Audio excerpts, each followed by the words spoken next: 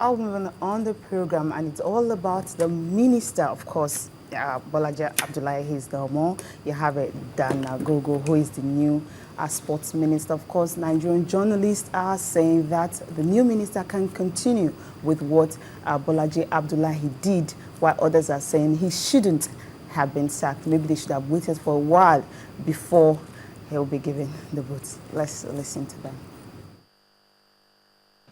I want to say it's most unfortunate for political exigency, we have to allow a man that has performed so well in the sector to be removed as minister. We have no power to query the presidency for doing that because we all know this is all politics, and this is politics, and that you have to be politically correct to occupy certain positions. I'm saying this against the background that in the last 15 years or thereabout, we have never had, outside the late Ishaya Aku, we have not had a minister that has impacted so much to the sports sector as Bolaji Abdullahi has done in the country today. Commonwealth Games is just a few months away. World Cup is a few months away. And we are having all these things. The new person will come now. He has to study what is on ground. That will take him nothing less than 2 months to study what is on ground and start really pulling his own weight. And maybe in the first 3 months of being in the office, there are a lot of cycle fans that will surround him to tell him all sorts of stories. That could take a chunk of the time for preparation towards a major championship. I think they will have, if this is going to be removed, that will have been enough time to do that and look for a better replacement. The person they are bringing to now, I don't know his pedigree in sports. So we believe that that just as Malam Abdullahi came, that perhaps a new person could also bring something good, to the party. So it's all our wish that he comes to continue from where Malam Bolaji Abdullahi left off. Well, we expect the usual. Bolaji has left a mark, and I believe, given the time, this new one will aspire to try, but I don't know how. Bolaji, I had wished he continued.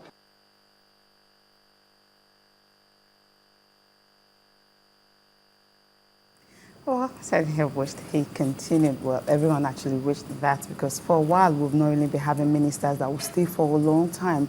But he stayed since April 2012, and this is 2014. Commonwealth Games is coming. The World Cup, of course, is around the corner, and also you have other championships coming up, even the National Sports Festival. And remember, just last year, for the very first time, we had the maiden edition of the youth version of the Sports Festival on the 17th level, which he actually instituted. And also NASCOM, I'm talking about the National Academic Sports Committee, whereby students can participate in various sporting events, taking sports from the street also to the school, where you can have a blend of the street and also of the school. Now, one of such programs that I actually initiated, which Lagos State have already, taken a hold of, is the Athletics Championship. It's the second edition, the Lagos Premier Lotto Schools Athletics Championships, and just yesterday you had the District 6, version in Lagos, and of course these athletes competing.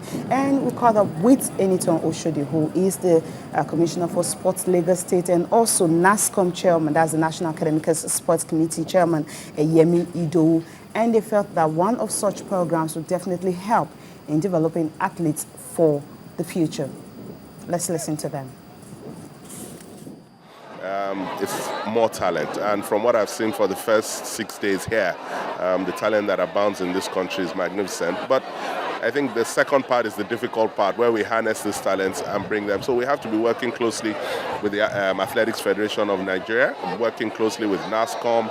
All the agencies of government now have to pull together, work with our coaches, and give them a chance to become some of the world's best athletes. At NASCOM, one of the things we're interested in is, instead of just sitting there at the federal level, we like to come to the grassroots and see what is going on. And Lagos State is one of the states that we're very proud of what they're doing. They have a very excellent program on ground. They've taken advantage of the good facilities they've provided. Obviously, we're dealing with the schools and academies. So we've had half term, we have had the inter-house sports, and now we're having this district qualifier. So all the 6 districts are participating, and the top children from here will now go to the final.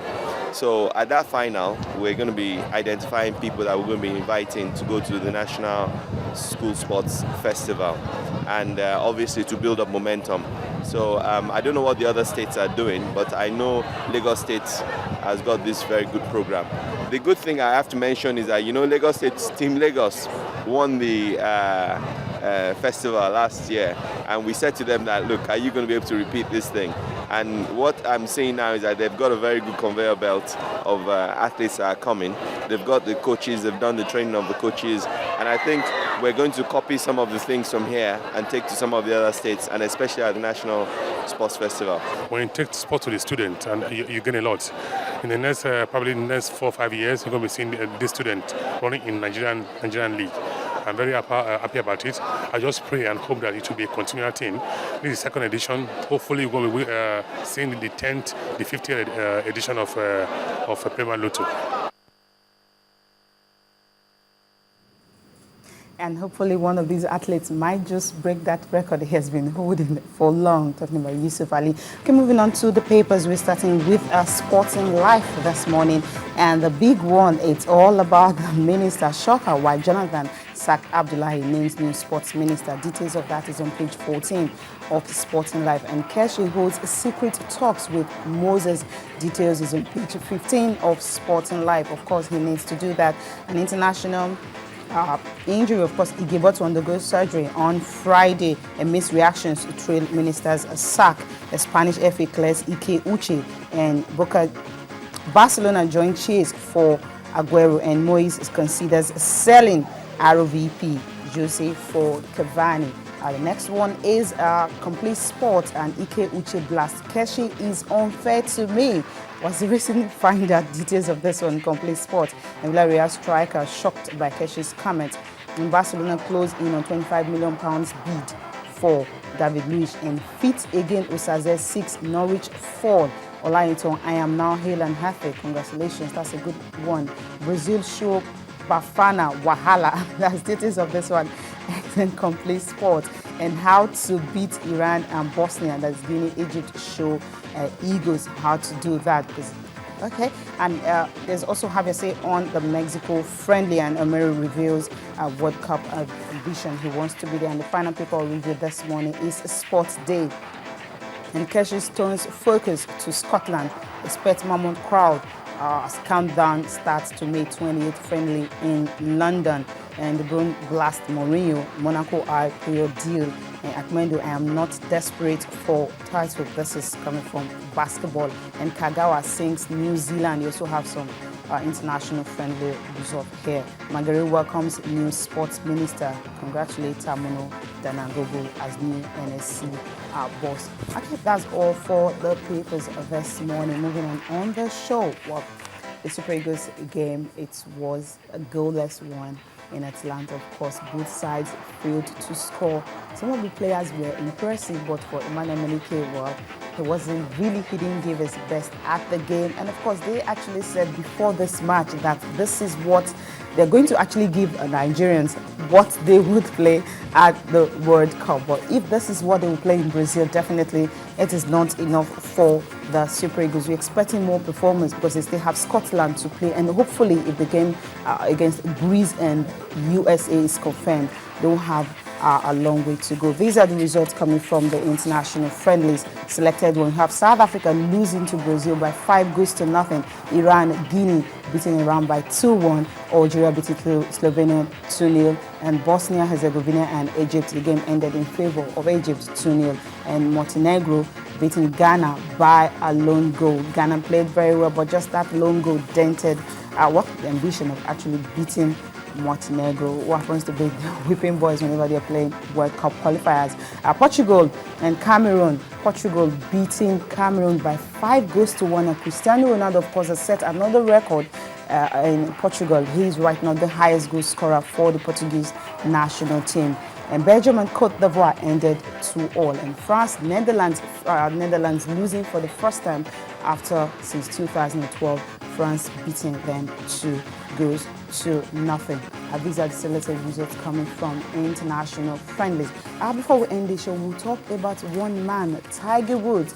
Well, he's been awesome. He's back to world #1 after a long while. But right now, he's in danger of actually losing that to Adam Scott of Australia, simply because he was injured during the Classic. After just 13 holes, he pulled out of the tournament, and coming back, he said he can defend his WGC Cadillac title. But the problem is, if he finished around 7th position or didn't even get to win it, he might just lose it to the Australian. We'll leave you with his track and, of course, from pictures coming from the preview of the Golf WGC Cadillac Championship. I'm Cecilia Morgan. Thank you so much for joining us.